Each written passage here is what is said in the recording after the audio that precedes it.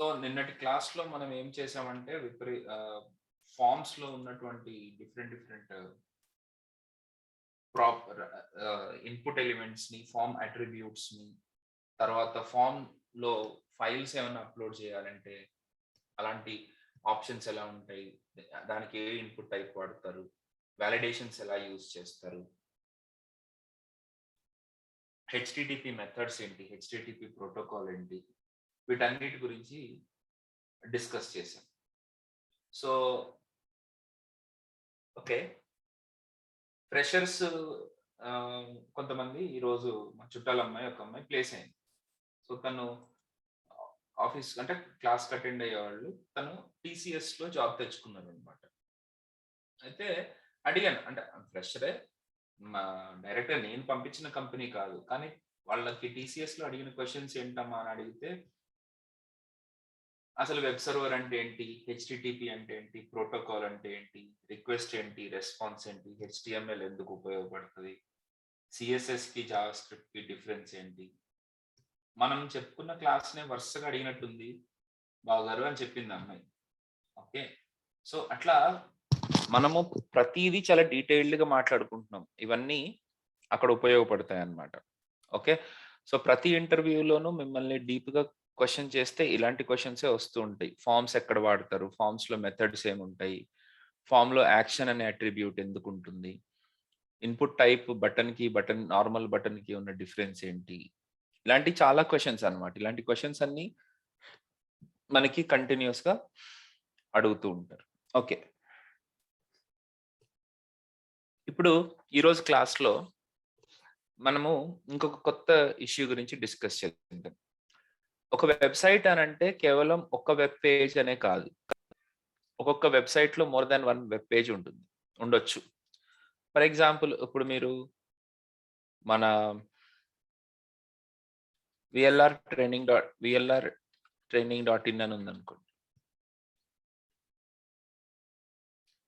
ఇప్పుడు ఇది entire website అనేది మల్టిపుల్ పేజెస్ ఉన్నటువంటి ఒక వెబ్‌సైట్ అన్నమాట. సో, ఇది మొత్తం ఫస్ట్ మన మెయిన్ పేజ్ అనిపిస్తుంది. దాన్ని ఇండెక్స్ పేజ్ అనుకోవచ్చు మనం యాక్చువల్‌గా. అలాగే ఇప్పుడు కోర్స్ మీద క్లిక్ చేశాననుకోండి, ఇంకొక పేజ్ ఓపెన్ అవుతుంది. ఓకే. అలాగే అప్‌కమింగ్ కోర్స్ షెడ్యూల్స్ అని క్లిక్ చేస్తే మనకి ఇంకొక పేజ్ ఓపెన్ అవుతుంది. కాంటాక్ట్ అనే బటన్ మీద క్లిక్ చేస్తే మనకి కాంటాక్ట్ పేజ్ అనేది ఓపెన్ అవుతుంది.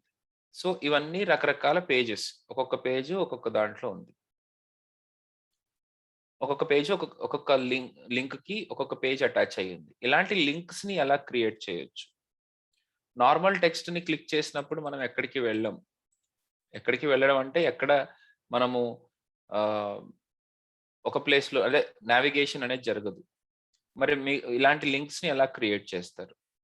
ఎలా క్రియేట్ చేస్తారు అంటే వాటి కోసం మనము యాంకర్ ట్యాగ్స్‌ని వాడాల్సుంటది. యాంకర్ ఎలిమెంట్‌ని వాడాల్సుంటుంది. ఎలిమెంట్ అంటాం దాన్ని. సో, వాటిని ఎలా వాడొచ్చు అనేది ఇప్పుడు చూద్దాం.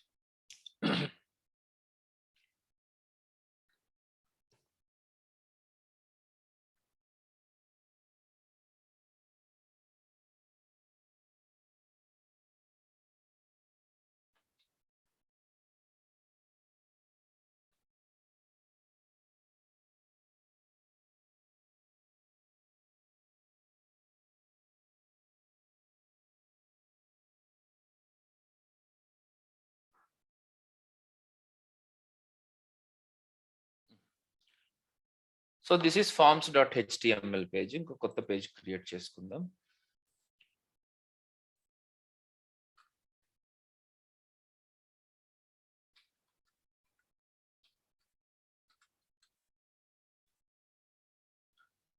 సో, హెచ్‌టీఎంఎల్ బాడీ నేను హెడ్ రాయట్లేదు ఇప్పుడు. బాడీ ఒకటే రాస్తున్నాను. బాడీ లోపల మనకు నార్మల్ ప్రోగ్రామ్ నార్మల్‌గా ఒక టెక్స్ట్ ఉందనుకుందాం. ఎలాంటిది? హెల్లో వరల్డ్ అనే ఒక టెక్స్ట్ ఉంది. ఈ టెక్స్ట్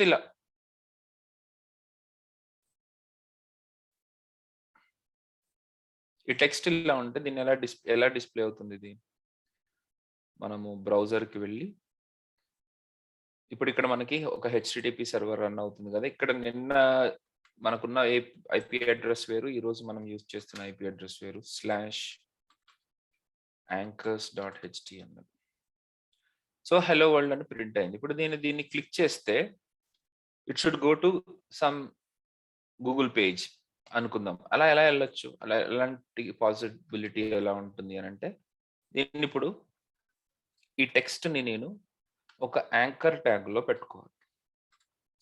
ఇలా పెట్టుకున్నంత మాత్రాన మనకి వేరే గూగుల్ పేజ్‌కో దేనికో వెళ్ళదు.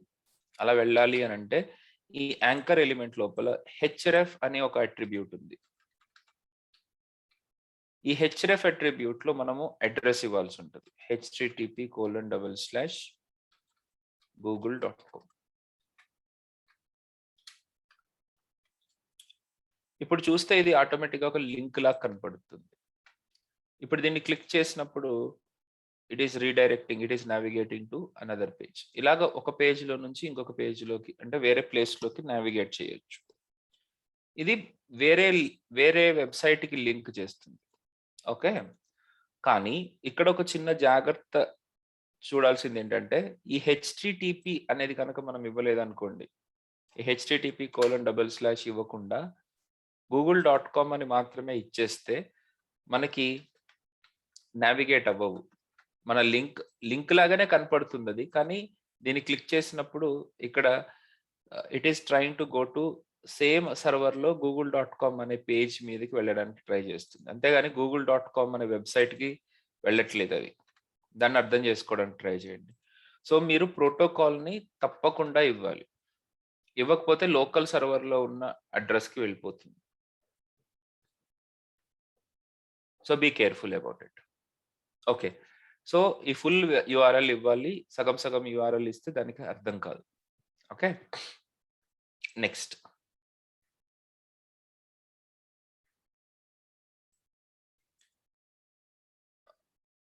సురేష్, నా వాయిస్ ఏమన్నా కట్ అవుతుందా? లేదు. ఓకే. రైట్. ఇద్దరు ముగ్గురు మళ్ళీ బయటకు వెళ్ళి రీజాయిన్ అవుతూ ఉన్నారు. ఏంటి ప్రాబ్లమ్ అని? ఓకే. సో, ఓవరాల్‌గా this is how we can create links అన్నమాట. Normal links. ఓకే. ఇప్పుడు నెక్స్ట్ ఇంకొక కాన్సెప్ట్ ఆలోచిద్దాం. సపోజ్ మన దగ్గర మల్టిపుల్ పారాగ్రాఫ్స్ ఉన్నాయి. Okay. Within the same okay. 1 second. I'm sorry. Suppose ఈ వెబ్‌సైట్ మన anchors.html అనే వెబ్‌సైట్ నుంచి గూగుల్ పేజ్‌కి గాని, లేకపోతే ఫేస్‌బుక్ పేజ్‌కి వెళ్ళాలనుకోండి. దానికోసం ఇంకొక లింక్ క్రియేట్ చేసుకుందాం. సో, ఇక్కడ నేను ఒక గుర్తుపెట్టుకునే విషయం యూజ్ చేస్తున్నాను. &NBSP ఏం చేస్తుందంటే మీకు స్పేస్‌ని క్రియేట్ చేస్తుంది. సో, ఇప్పుడు నేను మై ఫేస్‌బుక్ పేజ్‌కి నేను వెళ్ళాలనుకోండి. ఎలా వెళ్తాను? ఈ మై ఫేస్‌బుక్ పేజ్ అనే కంటెంట్‌ని href = http://facebook.com కి మధ్యలో పెట్టాలి. అంటే అప్పుడు మై ఫేస్‌బుక్ పేజ్ కాస్త ఒక లింక్‌గా తయారవుతుంది. దాని మీద క్లిక్ చేస్తే మనం facebook.com అనే పేజ్‌కి వెళ్తాం.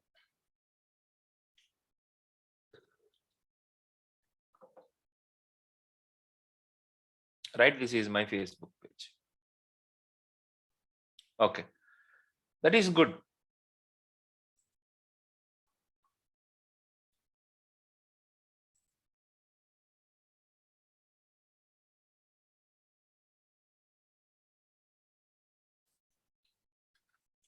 ఎలా లింకులు క్రియేట్ చేయాలో తెలిసింది. అలాంటిది మన లోకల్ అంటే మన సర్వర్ లోపలే మల్టిపుల్ పేజెస్ ఉన్నాయి కదా! ఇప్పుడు ఇక్కడ యాంకర్స్ తర్వాత ఫార్మ్స్ అని, గ్రూప్సింగ్ అని, లిస్టింగ్ అని, మై పేజ్ అని, టాబ్లెట్స్ అని ఇలాగ మల్టిపుల్ పేజెస్ ఉన్నప్పుడు ఆ మల్టిపుల్ పేజెస్ కి కూడా లింక్ చేసుకోవచ్చా? ఎస్, చేసుకోవచ్చు. ఎలా చేసుకుంటాం? href ఈజ్ ఈక్వల్ టు మీరు ఏ పేజ్ కి అయితే మీరు లింక్ చేయాలనుకుంటున్నారో ఆ పేజ్ డైరెక్ట్ గా ఇలా ఇవ్వాల్సి ఉంటుంది. forms.html. ఇక్కడ http అవసరం లేదు. So forms page.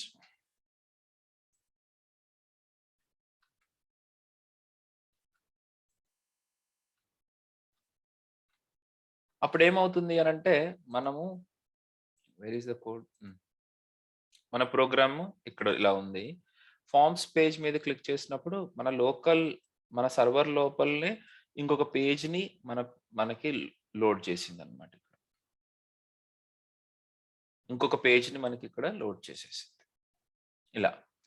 సో ఒక పేజ్ లో నుంచి ఇంకొక పేజ్ లోకి మనము నావిగేట్ అవుతాం. ఓకే, అలాగే ఇప్పుడు మీరు గ్రూపింగ్ అనే పేజ్ లోకి నావిగేట్ అవ్వాలనుకోండి, దానికోసం ఇంకొక URL క్రియేట్ చేసుకోవచ్చు. సో గ్రూప్స్ పేజ్, దీనికోసం groups.html. ఇక్కడ చూడండి, ఇప్పుడు ఫార్మ్స్ పేజ్ మీద క్లిక్ చేస్తే ఫార్మ్స్ పేజ్ లోడ్ అయింది.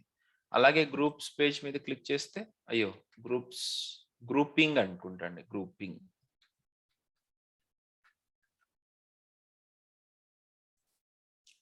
గ్రూప్స్ పేజ్ మీద క్లిక్ చేస్తే grouping.html పేజ్ మనకి లోడ్ అయింది. రైట్, ఇక్కడ ఇంతవరకు బాగానే ఉంది. కానీ ఇప్పుడు ఫార్మ్స్ పేజ్ మీదకి వెళ్ళినప్పుడు మనకి పైన సేమ్ ఫార్మ్స్ పేజ్ మీద కూడా సేమ్ లింక్స్ కనుక మనకి అక్కడ డిస్ప్లే అయితే యాక్సెసిబిలిటీ బాగుంటుంది. అంటే మనము ఒక యూనిఫార్మిటీ లాగా ఉంటుంది అనమాట. బేసిక్గా ఇక్కడ ఏం జరుగుతుందో చూద్దాం. ఇది మన హోమ్ పేజ్ రైట్. ఇప్పుడు నేను ఇక్కడ కోర్సెస్ మీద క్లిక్ చేశాను అనుకోండి, యాక్చువల్గా కోర్సెస్ పేజ్ అనేది మనకి ఇక్కడ లోడ్ అవుతుంది. ఆ కోర్సెస్ పేజ్లో ఇన్ఫాక్ట్ సేమ్ URL ఉంటుంది, సేమ్ హెడర్ ఉంటుంది అనమాట. పైన ఇక్కడ రాసుకున్న హెడర్ అనేది సేమ్ గా ఉంటుంది. అప్కమింగ్ కోర్స్ షెడ్యూల్స్ అని ఇచ్చాను, క్లిక్ చేశాను అనుకోండి, మీకు ఇది సేమ్ గా ఉండడం వల్ల మీకు అక్కడ యూనిఫార్మిటీ కనపడుతుంది. కానీ యాక్చువల్గా I don't know how many of you realise the complete website is reloading. ఇప్పుడు కాంటాక్ట్ మీద క్లిక్ చేస్తున్నాను, ఈ హెడర్ కూడా రీలోడ్ అవుతుందో లేదో చూడండి. మీకు కనపడడానికి రీలోడ్ అవుతున్నట్టు కనపట్లేదు, ఓన్లీ ఈ హెడర్ కింద ఉన్న పార్ట్ మాత్రమే రీలోడ్ అవుతుంది అన్నట్టుగా అనిపిస్తుంది. కానీ నిజానికి ఏంటంటే ఇది కూడా రీలోడ్ అవుతుంది. ఇది మన హెడర్ కూడా మళ్ళీ రీక్రియేట్ అవుతుంది. Understood the point? మళ్ళీ రీక్రియేట్ అంటే వేరే పేజ్ లో కూడా అదే హెడర్ ని మనం వేరే పేజ్ లో కూడా పెట్టి పంపిస్తున్నాం అనమాట. అంటే ప్రతి పేజ్ లోనూ సేమ్ హెడర్ అనేది కంటిన్యూస్ గా పెట్టుకోవాలి. అప్పుడు ఏంటంటే మీకు కనపడడానికి బాగుంటుంది. సో అందుకని ఈ లింక్స్ ని మీరు సేమ్ లింక్స్ ని మన forms.html అన్నిటికంటే పైన సేమ్ ఇలాగే పడేసి, అదే గ్రూపింగ్ లో కూడా సేమ్ అట్లాగే పడేస్తే అప్పుడు ఏమవుతుందంటే అన్నిటినీ సేవ్ చేసి, ఇప్పుడు ఒకసారి యాంకర్స్ డాట్ ఇప్పుడు రిఫ్రెష్ చేశాను. ఇప్పుడు చూద్దాం, ఇప్పుడు ఫార్మ్స్ పేజ్ మీద క్లిక్ చేశాను అనుకోండి,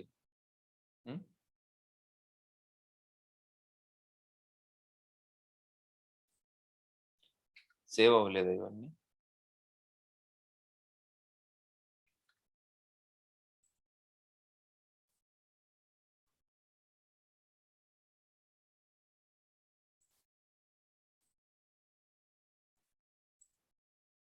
సారీ, అక్కడ క్యాచెల్లోంచి లోడ్ అవడం వల్ల మీకు అట్లా కనపడుతుంది.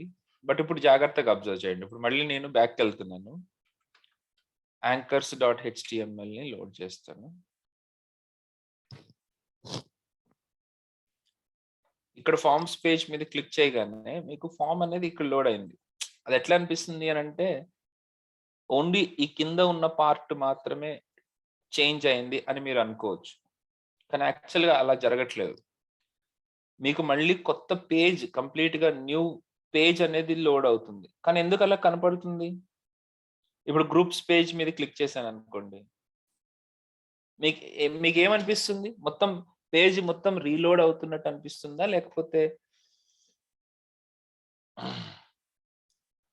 లేకపోతే కేవలం కింద పార్ట్ మాత్రమే చేంజ్ అవుతున్నట్టు అనిపిస్తుందా? చూడండి, మీకు అనిపించేది చెప్పండి నాకు. అనిపించడం అయితే కిందదే అవుతున్నట్టు అనిపిస్తుంది. అనిపించడానికి మాత్రం కేవలం కిందది మాత్రమే ఏది చేంజ్ అవుతుంది అన్నట్టు అనిపిస్తుంది. అనిపించడానికి మాత్రం. కానీ రియాలిటీ ఏంటి? మొత్తం పేజ్ అంతా రిఫ్రెష్ అవుతుంది. పేజ్ అంతా రిఫ్రెష్ అవ్వడం అంటే total top navigation and content complete గా ఇంకొక పేజ్ కి రీడైరెక్ట్ అవుతుంది. మరి ఇది కూడా అలాగే ఎందుకు కనపడుతుంది? అదే సేమ్ అదే అక్కడ కూడా ఇచ్చాం కదా సార్. సేమ్ హెడర్ ని మనం అక్కడ కూడా ఇచ్చాము కాబట్టే మనకు అలా కనపడుతుంది. That's what you have to understand.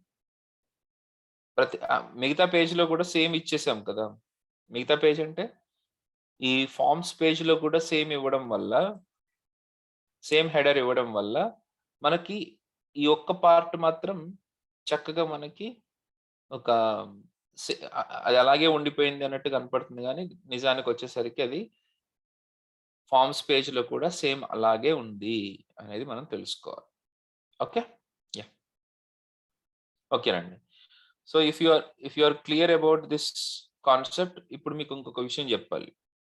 Suppose ఇప్పుడు చాలా చిన్నదే పాయింట్, కానీ బ్యూటిఫుల్ పాయింట్ ఇది. ఇప్పుడు నేను మళ్ళీ హోమ్ పేజ్ మీద క్లిక్ చేశాను అనుకోండి, హెడర్ కంప్లీట్ గా మళ్ళీ హెడర్ సర్వర్ నుంచి రావాల్సిందేగా. హెడర్ కి సంబంధించిన కోడ్, దానికి సంబంధించిన సిఎస్ఎస్, దానికి సంబంధించి అక్కడ నుంచి రావాల్సిందే. ముందు మిగతా పేజ్ లో చేంజెస్ ఉన్నాయి కాబట్టి దట్ ఈస్ ఓకే. కానీ హెడర్ లో చేంజ్ ఏమీ లేదు కదా. చేంజ్ ఏమీ లేనప్పుడు మళ్ళీ సర్వర్ నుంచి ఆ హెడర్ కి సంబంధించిన కోడ్ ను కూడా సర్వర్ నుంచి తెచ్చుకోవడం అనేది ఎంతవరకు కరెక్ట్ అంటారు?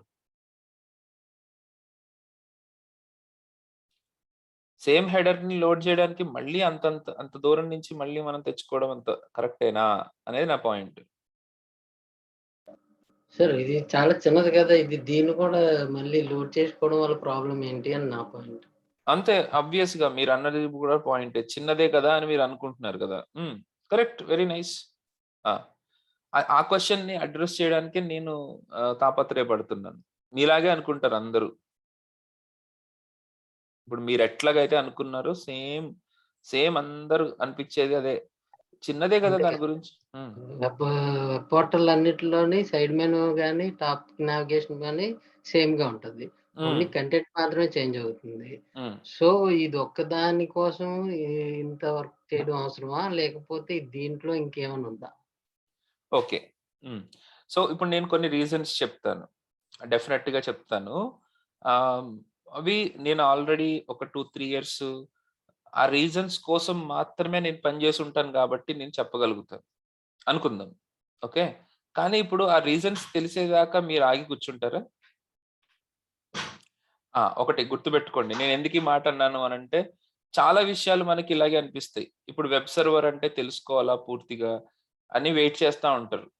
ఓకే, కానీ మీరు మాత్రం ఎట్టి పరిస్థితుల్లో అట్లా వెయిట్ చేయకండి. కంప్లీట్ గా తెలుసుకేదాకా వెయిట్ చేయకండి. అర్థమైనంత వరకు అర్థం చేసేసుకుంటూ ముందుకు వెళ్ళిపోవాలి. తర్వాత మనం వర్క్ చేసేటప్పుడు ఇంకా చాలా విషయాలు తెలుస్తాయి. ఓకే, వర్క్ చేసేటప్పుడు తెలుస్తాయి అనేది కూడా గుర్తుపెట్టుకోండి. అర్థమైందా నేను చెప్పిన పాయింట్? ఏదో నన్ను ఈడేం తప్పించుకోవాలనుకుంటున్నాడు అనుకోబాకండి. మీకు అర్థమయ్యే లెవెల్ వరకు ఉన్నవి నేను చెప్తాను. ఇంకా తర్వాత కొన్ని రోజుల తర్వాత ఇంకా మీకు విషయాలు తెలుస్తాయి. అప్పుడు ఇంకా మీకు బెటర్ గా ఉంటుంది. అమ్మా, ఓకే. పాయింట్ నెంబర్ 1, ఇప్పుడు ఇది ఒక్కటే కనపడుతుంది అని అంటే ఇది ఒక్కటే కనపడుతున్నట్టు కాదు. ఇప్పుడు సపోజ్ ఈ పర్టిక్యులర్ నావిగేషన్ బార్ కోసం, ఈ హెడర్ కోసం మీరు ఒక jQuery లేకపోతే ఏదన్నా ఒక జావా స్క్రిప్ట్ లైబ్రరీ వాడుకుంటున్నారు అనుకోండి, లేదా ఒక సిఎస్ఎస్ లైబ్రరీ వాడుకుంటున్నారు అనుకోండి, లేదా ఒక ఇంకంటే CSS library, JavaScript library, ఇంకా ఇట్లాంటి లైబ్రరీస్ వాడుతున్నారు అనుకోండి. సో ఆ లైబ్రరీస్ ప్రతిసారి మల్టిపుల్ టైమ్స్ మనకి లోడ్ అవ్వాలి కదా. అక్కడి నుంచి ప్రతిసారి మనకి మల్టిపుల్ టైమ్స్ మనకి లోడ్ అవుతూనే ఉండాలి. అదైతే నిజమేనా? రైట్. సో మేబీ ఆ లైబ్రరీ మొత్తం మనకి ఉపయోగపడకపోవచ్చు. రైట్. అది మీకు అనిపిస్తది ఎట్లా ఉంటది అనంటే జస్ట్ చిన్న సిఎస్ఎస్ఏ కదా అనుకోవచ్చు. బట్ దాంట్లో చాలా పని ఉంటది. ఓకే. సో అందుకని ఈవెన్ చిన్న కోడ్ అయినా మళ్ళీ మళ్ళీ లోడ్ చేయడం అనేది కరెక్ట్ ప్రాక్టీస్ కాదు. Point number 1. Point number 2. Suppose ఇప్పుడు ఇవన్నీ కూడా సెపరేట్ సిఎస్ఎస్ ఫైల్స్ అనుకోండి. మీకు సర్వర్ నుంచి ఆ ప్రతి సిఎస్ఎస్ ఫైల్ సెపరేట్‌గా మళ్ళీ మళ్ళీ రావాలి. సిఎస్ఎస్ ఫైల్ మళ్ళీ మళ్ళీ మీకు సర్వర్ నుంచి రావాలి. అర్థమవుతుందా? క్యాచీలో పెట్టేసుకోవచ్చు కదా. యాహ్! Very good. క్యాచీలో పెట్టేసుకోవచ్చు. తప్పే లేదు దాంట్లో. క్యాచీలో పెట్టేసుకుంటే అది మనకొచ్చి లోడ్ అయిపోతుంది. కరెక్టే. కానీ ప్రతిసారి క్యాచీలో కుదరదండి. అట్లా ప్రతిసారి కుదరదు. క్యాచీలోనే ఉండడం. అండ్ ఎందుకనంటే ఆ క్యాచీ డిలీట్ అయిపోయినప్పుడు మళ్ళీ అక్కడి నుంచి పంపించాలి. అది రావడం గనుక లేట్ అయిపోతే మళ్ళీ ఇబ్బంది పడతారు. సో పాయింట్ ఏంటి అనంటే మనం క్యాచీలో పెట్టుకొని మేనేజ్ చేయడం అనేది అన్ని సందర్భాలలో కుదరదు. రెండోది, మల్టిపుల్ ఫైల్స్‌ని మనం సర్వర్ నుంచి పంపిస్తే మనం తెచ్చుకున్నాం అనుకోండి. మల్టిపుల్ ఫైల్స్ ఉంటే అవి ప్రతిసారి వస్తున్నప్పుడల్లా చాలా బ్యాండ్‌విడ్త్ అనేది ఆక్యుపై చేస్తది. Are you getting my point? ప్రతిసారి బ్యాండ్‌విడ్త్ ఆక్యుపై చేస్తది. మీ ప్రతి లింక్ క్లిక్ మీద ఆ సిఎస్ఎస్ ఫైల్స్ అన్నీ ఆక్యుపై చేస్తుంది. జావా స్క్రిప్ట్ ఫైల్స్ రావడం. ఓకే. Sir, one question. యాక్చువల్‌గా ఇప్పుడు నేనంతా ఒకే సిఎస్ఎస్‌లోని కస్టమ్ సిఎస్ఎస్ పెట్టుకుని ఒకే సిఎస్‌లో మొత్తం అంతా రాసుకున్నాను సార్. ఆల్ పేజెస్‌కి, నావిగేషన్‌కి, ఎవ్రీథింగ్‌కి ఒకటే రాసుకున్నాను నేను. అప్పుడు నావిగేషన్ లోడ్ అయినా, పేజ్ లోడ్ అయినా కంప్లీట్‌గా సిఎస్ఎస్ అంతా వర్క్ చేయాలి కదా సార్. నావిగేషన్‌కే కాకపోయినా సరే పేజ్‌కైనా అదే వర్క్ చేయాలి. ఇప్పుడు అంటే దాంట్లోనే నేను అంటే పేజ్‌కి మాత్రమే అంటే కంటెంట్‌కి మాత్రమే ఈ సిఎస్ఎస్ మాత్రమే తీసుకుందాము. లేకపోతే టాప్ బార్‌ని వదిలేస్తాను అని రూల్ లేదు కదా. మొత్తం కంప్లీట్‌గా సిఎస్ఎస్ అంతా ఏ సిఎస్ఎస్ రాసానో ఆ సిఎస్ఎస్ అంతటిని ఇది తీసుకోవాలి. అవును. అవును. మరి అలాంటప్పుడు మళ్ళీ ఇంకొక నావిగేషన్ వస్తే ప్రాబ్లమ్ ఏంటి? ఖచ్చితంగా అంటే ఇప్పుడు నేను మళ్ళీ ఇప్పుడు ఆ సిఎస్ఎస్ ఫైల్ మొత్తం మళ్ళీ ఇంకొకసారి లోడ్ చేయాలి కదా. ఇప్పుడు కోర్సెస్ అవును కోసం సార్. కంటెంట్ కూడా లోడ్ చేయాలి కదా సార్. నేను కంటెంట్‌లో కూడా సిఎస్ఎస్ రాసాను. ఆ సిఎస్ఎస్ కూడా అదే కంటెంట్ అదే ఫైల్‌లో ఉంది. సో, ఇప్పుడు ఆబ్వియస్‌గా నాకు రావాల్సిందే అది ఫైల్. Very good. ఇప్పుడు సపోజ్ మీ దగ్గర చాలా పెద్ద వెబ్ అప్లికేషన్ ఉందనుకోండి. అప్పుడు ఎంత పెద్ద సిఎస్ఎస్ ఇప్పుడు? కోర్సెస్ పేజ్‌కి సంబంధించిన సిఎస్ఎస్, హోమ్ పేజ్‌కి సంబంధించిన సిఎస్ఎస్, అప్‌కమింగ్ కోర్స్ షెడ్యూల్స్‌కి సంబంధించిన సిఎస్ఎస్, ట్రైనింగ్ వీడియోస్‌కి సంబంధించిన సిఎస్ఎస్, కాంటాక్ట్ పేజ్‌కి సంబంధించిన సిఎస్ఎస్. ఇలా ప్రతి ఒక్క బాక్స్‌కి సంబంధించిన సిఎస్ఎస్ మొత్తాన్ని మీరు ఒకే ఫైల్‌లో పెట్టుకుని, అది దగ్గర దగ్గర ఒక 120, 130 కేబీ కనుక ఆ ఫైల్ ఉంటే, ఆ ఫైల్‌ని మీరు ప్రతిసారి తెచ్చుకుంటూ ఉంటారా? ప్రతి పేజ్‌కి ఒకసారి తెచ్చుకుంటూ ఉంటారా? అది నా పాయింట్. అర్థమైందా నేను చెప్పింది? అంటే మీరేమంటున్నారంటే ఒక్కొక్క పేజ్‌కి సంబంధించిన సిఎస్ఎస్‌ని డిఫరెంట్‌గా రాస్తే. ఒకటే పేజ్‌లో రాస్తే. ఒకటో పేజ్‌లో రాసినప్పుడు నావిగేషన్ కూడా ఒకటే పేజ్‌లో ఉంటది కదా సార్. అవును. అప్పుడు అవును. ఖచ్చితంగా నేను ఏ పేజ్ కాల్ చేసినా సరే నాకు అదంతా ఆ సిఎస్ఎస్ మొత్తం లోడ్ అవ్వాల్సిందే డెఫినెట్‌గా. యెస్. అదే చెప్తున్నాను. ఆహ్, మొత్ హ్మ్. అన్ని పేజ్‌లకి సంబంధించిన సిఎస్ఎస్ అంతా ఒకటే పేజ్‌లో రాసుకున్నారనుకోండి. అవును సార్. మంచిదే. కరెక్టే. మంచిదే. హ్మ్. కానీ హ్మ్. ప్రతి పేజ్‌కి మీరు లోడ్ చేయాలి గదా! అంత పెద్ద ఫైలు. ఇప్పుడు నేను సెపరేట్‌గా అంటే ఇప్పుడు ఈ ఒక్క నావిగేషన్‌లోనే ప్రాబ్లమ్ ఏమొస్తదంటున్నాను సార్. ఇప్పుడు నేను ప్రా మొత్తం అంతా ఒకే సిఎస్ఎస్‌లో రాసాను సార్. హ్మ్. కంప్లీట్‌గా మొత్తం నావిగేషను, పేజెస్ యొక్క స్టైల్ షీటింగు మొత్తం అంతా ఒకే పేజ్‌లో రాసేసాను. హ్మ్. ఇప్పుడు నావిగేషన్ క్లిక్ చేసినా నాకు సీఎస్ఎస్ రన్ అవ్వాల్సిందే కదా సార్. నేను అవును. ఏది క్లిక్ చేసినా నాకు సీఎస్ఎస్ రన్ అవ్వాల్సిందే. నేను రన్ ఇప్పుడు అవ్వడం నేను గురించి ఓన్ మాట్లాడట్లేదమ్మా. రన్ అవ్వడం గురించి మాట్లాడట్లేదు. లోడ్ అవ్వడం గురించి నేను మాట్లాడుతున్నాను. సర్వర్ నుంచి ఆ పేజ్ ఆ సీఎస్ఎస్ మళ్ళీ రావాలి కదా అంటున్నాను నేను. అదే సార్. నేనిప్పుడు హోమ్ క్లిక్ చేశాను సార్. నా హ్మ్. సీఎస్ఎస్ అదే కదా సార్. కంప్లీట్‌గా నేను హ్మ్. ఒకే సీఎస్ఎస్ రాసాననుకోండి. హ్మ్. నేను హోమ్ క్లిక్ చేశాను. హ్మ్. అప్పుడు నావిగేషన్ బార్ సెపరేట్‌గానా, పేజ్ సెపరేట్‌గా తీసుకోదు కదా సార్. రెండిటిని ఒకేలాగా తీసుకుంటదది. తీసుకోండి. ఓకే.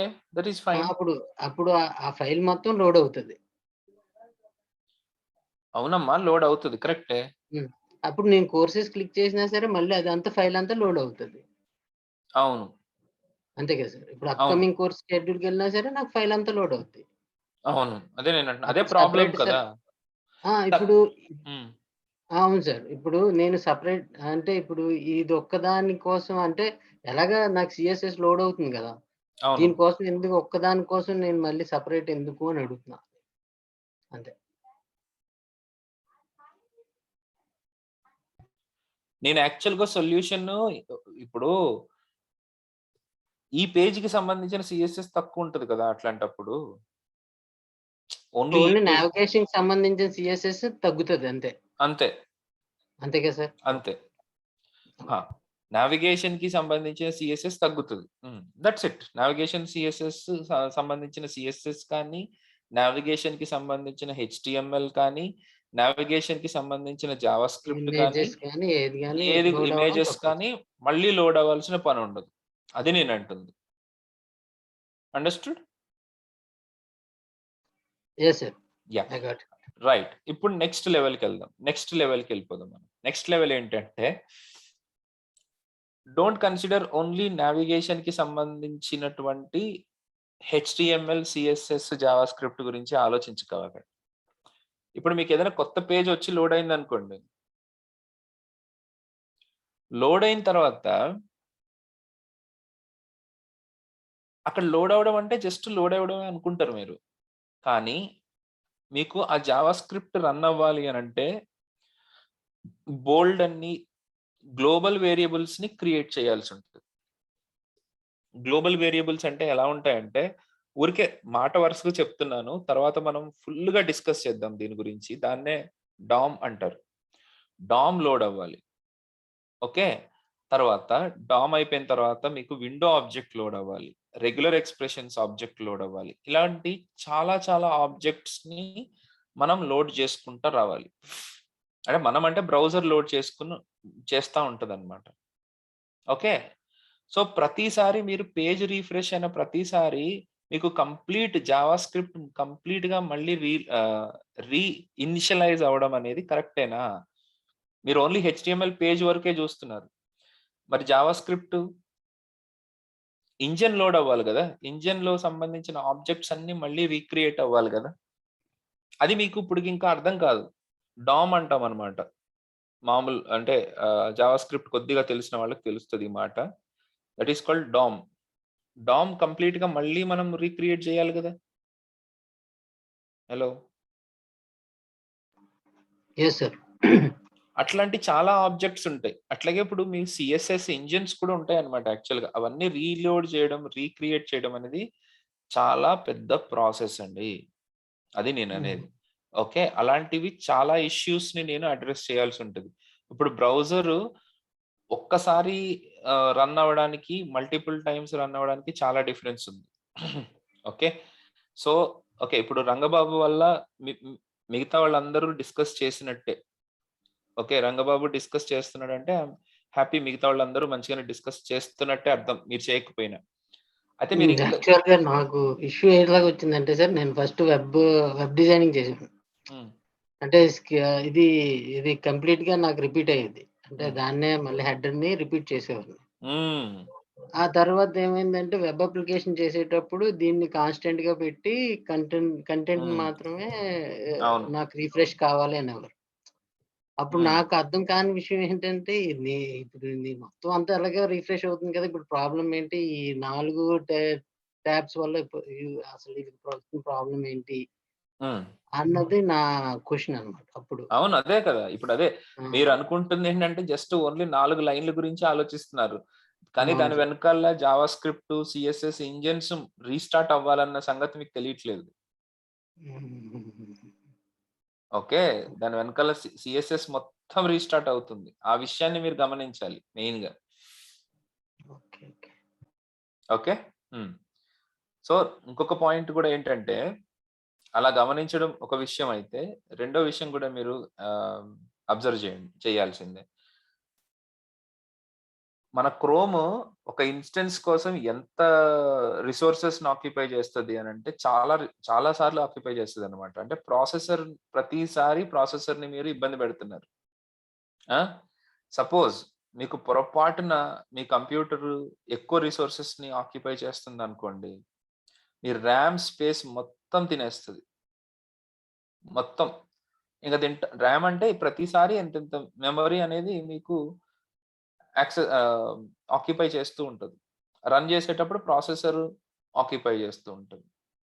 ఓకే, అట్లాంటప్పుడు లిటరల్ గా మీకు బెస్ట్ ఎక్స్పీరియన్స్ ఇవ్వాలి అని అంటే మీరు ఎలా ఇస్తారు ఒక యూజర్ కి అనేది ఆలోచించుకోవాలన్నమాట. ఓకే, ఇప్పుడు ఐఆర్సిటిసి అని ఒక వెబ్సైట్ ఉంది. ఐఆర్సిటిసి వెబ్సైట్ ని మీరు యూజ్ చేస్తున్నప్పుడు మీకు ఏమనిపిస్తుంది అని అంటే, ఇప్పుడు నేను ఊరు వెళ్ళకపోతే నేనేం చచ్చిపోతానా అన్నట్టు అనిపిస్తుంది అనమాట.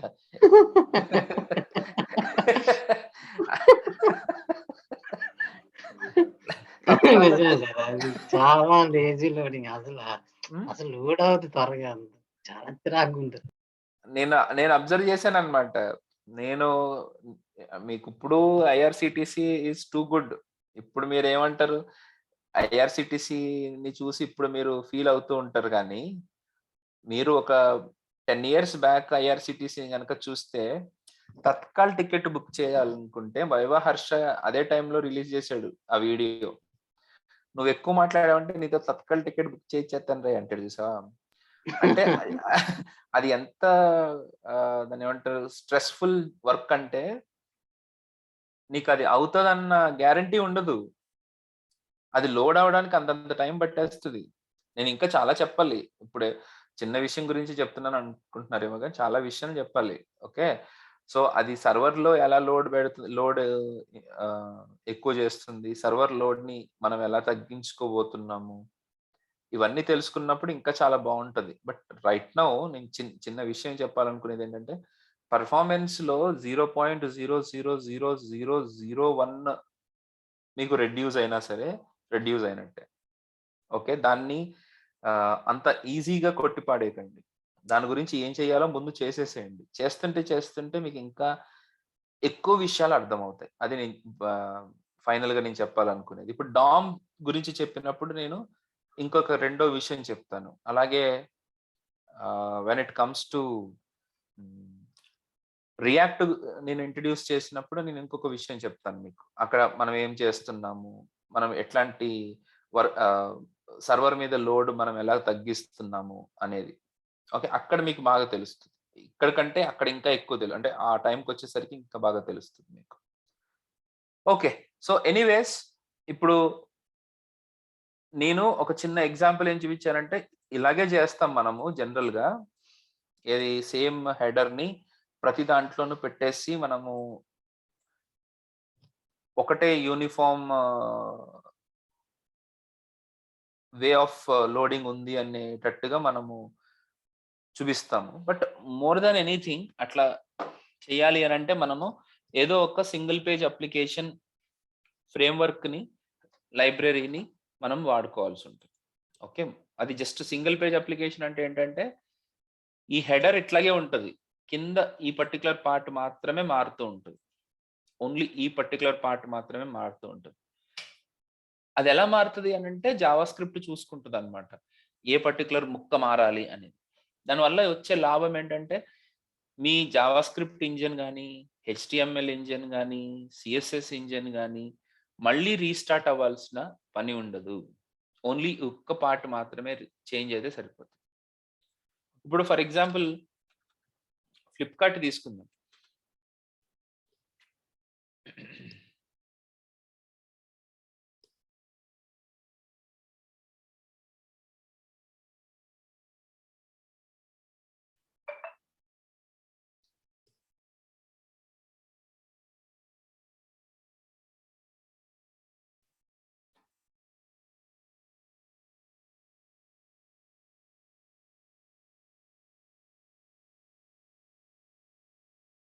1 సెకండ్.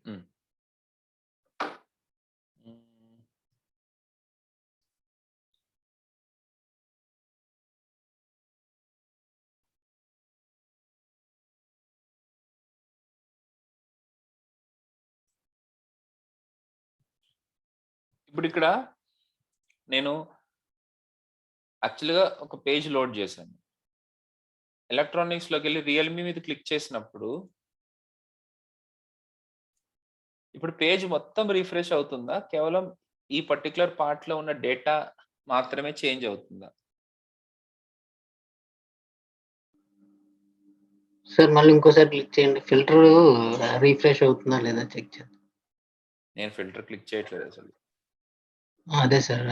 అది కూడా రిఫ్రెష్ అవుతుందా? అది కూడా రిఫ్రెష్ అవ్వట్లేదు. అవ్వట్లేదు సార్. మీకు లోడర్ అట్లా డిస్‌ప్లే చూపిస్తుంది గానీ, రిఫ్రెష్ అయితే అవ్వట్లేదు. అవ్వట్లేదు. ఓకే. ఓకే. హ్మ్.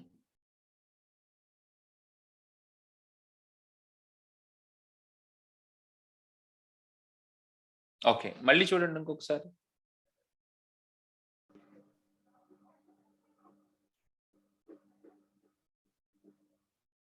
హ్మ్. అవును సార్. ఓకే. సో, దీనివల్ల పెద్ద విషయం ఏంటి? What's the big deal? అంటే ఫిల్టర్ కూడా ఇంకెందుకు అది కూడా లోడ్ చేయడం. అది కూడా ఆపేసి ఇది మాత్రమే లోడ్ చేస్తే సరిపోద్ది కదా! అహా! మీకు లోడర్ అట్లా కనపడుతుంది. ఫిల్టర్‌ని మళ్ళీ రీలోడ్ చేయట్లేదు. లోడ్ చేయట్లేదు. ఫిల్టర్ అయితే అలాగే ఉంది. పోనీ సరే ఫిల్టర్ అవ్వచ్చు గూడా. ఒక్కొక్కసారి అవుతది గూడా. ఎందుకు అవుతదంటే అంటే ఇది కంటెంట్‌ని బట్టి అది ఫిల్టర్ అవుతది. ఫిల్టర్ చేంజ్ ఇప్పుడు అవ్వచ్చు. నేను పోకో X2 క్లిక్ చేశాననుకోండి. దాంట్లో అవి లేవు.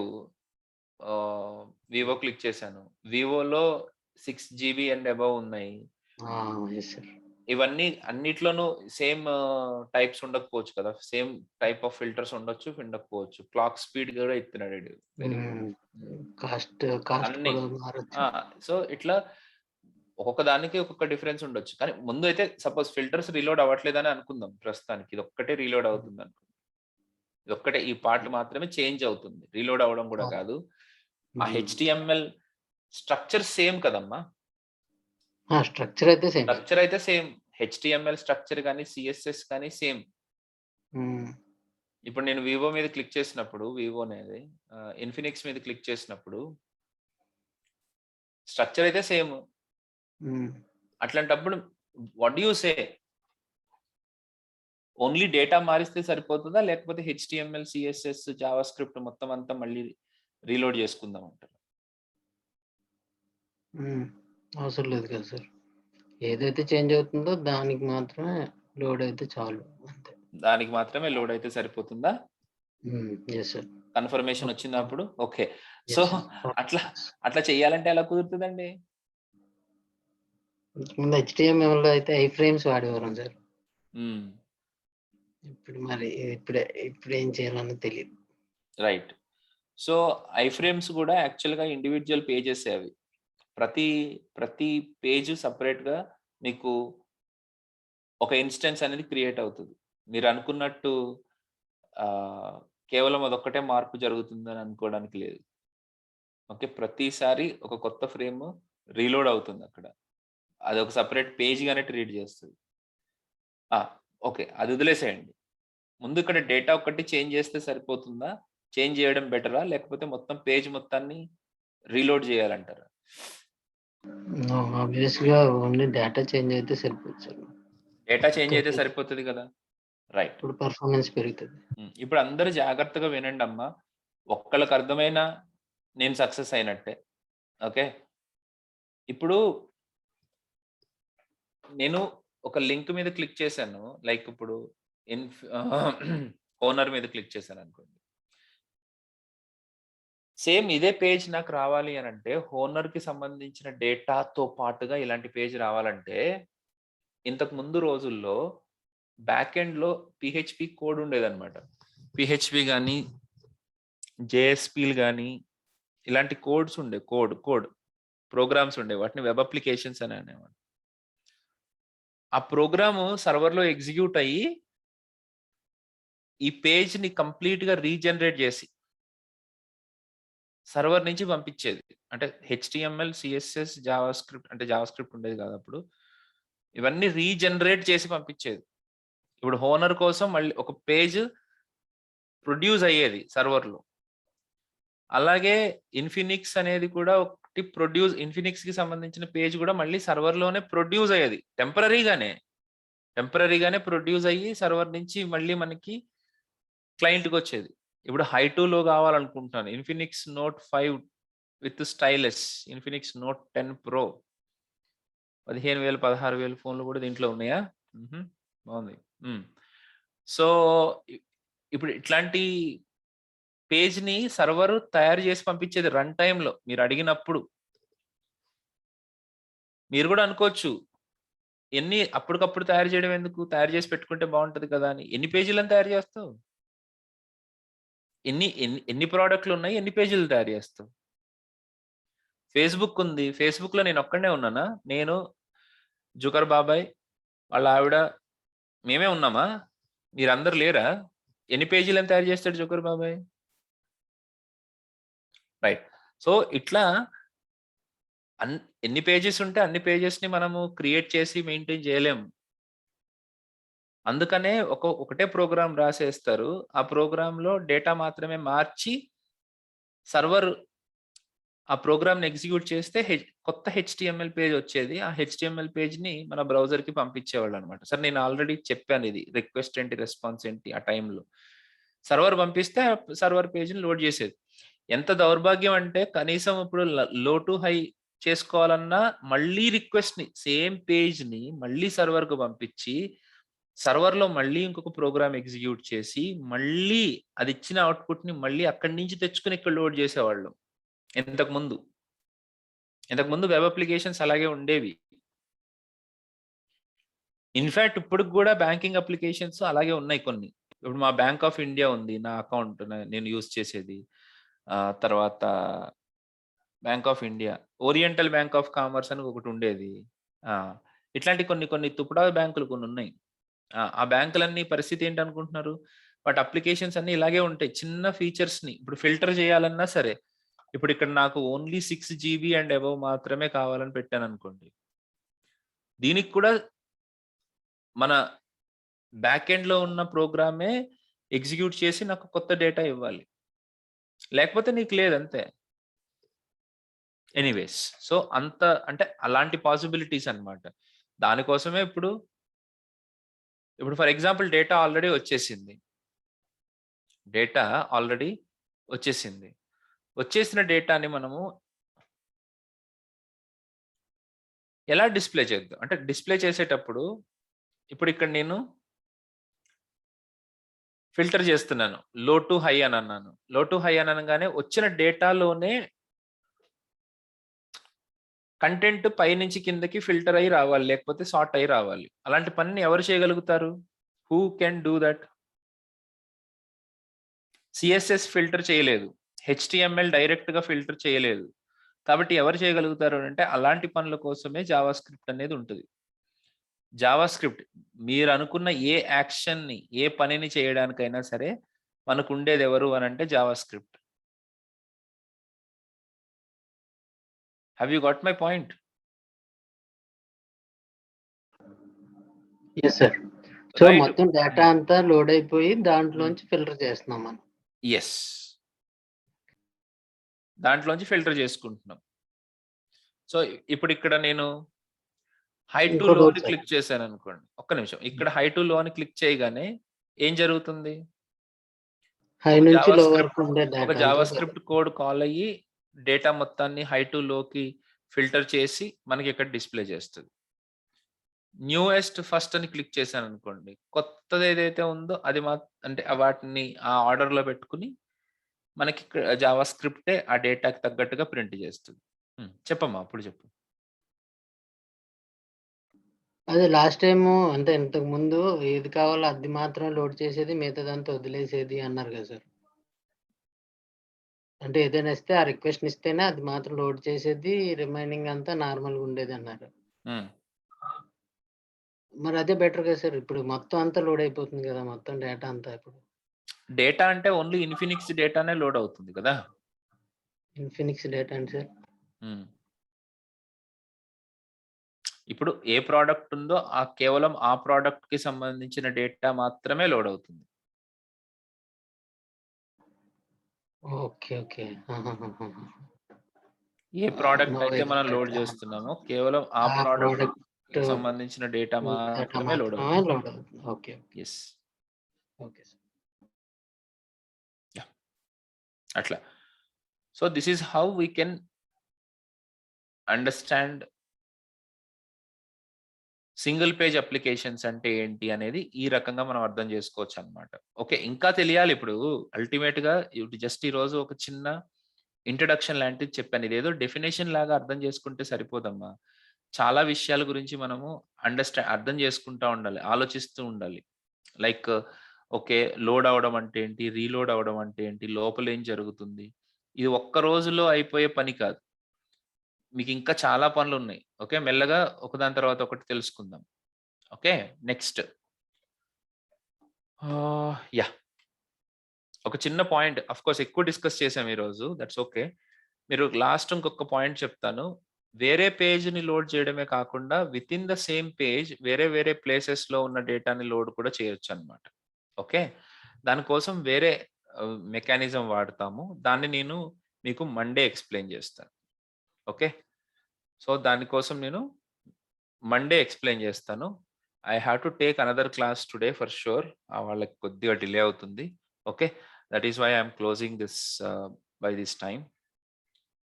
We'll discuss further things in the next class. Okay, see you guys. See you for today. మీరు ఒక్కసారి సింగిల్ పేజ్ అప్లికేషన్స్ అంటే ఏంటి అనేది మీరు ఒకసారి చదువుతూ ఉండండి. Okay, see you guys. See you, bye. Okay, thank you sir. Happy weekend. Happy weekend. Thank you sir. Bye. Replay the class.